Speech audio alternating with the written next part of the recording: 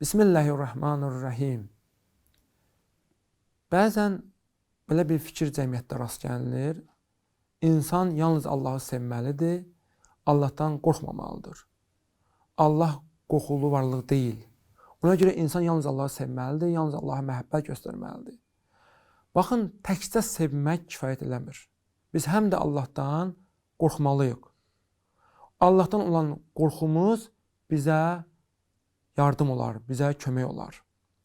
İslam baxımından qorxular iki cürdür.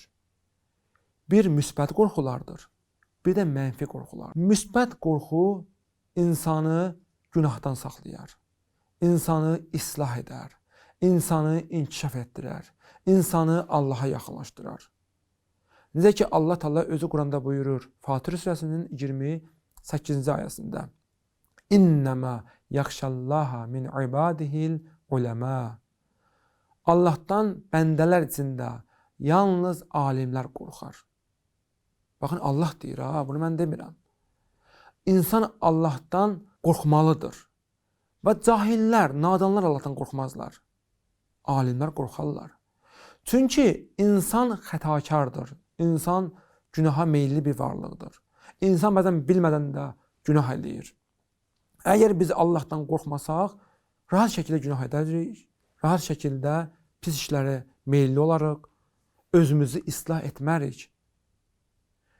İnsan qorxu ilə rəca arasında olmalıdır. Qorxu Allahdan olan qorxumuz bizi günahdan saxlayar, bizi islah eləyər. Rəca da ümiddir. Allaha rəhmətinə, mərhəmətinə ümidvar olarıq biz. Ona görə də insanın həm Allahdan qorxusu olmalıdır, həm Allahı sevməlidir, həm Allahın rəhmətinə ümidvar olmalıdır. Amma mənfi qorxular hansıdır? İslam mənfi qorxular haqqında İslamın baxışı nədir? İslamın mənfi qorxular barədə bir neçə nəzəri var. Məsələn, İslama görə insan gələcəkdən qorxmamalıdır.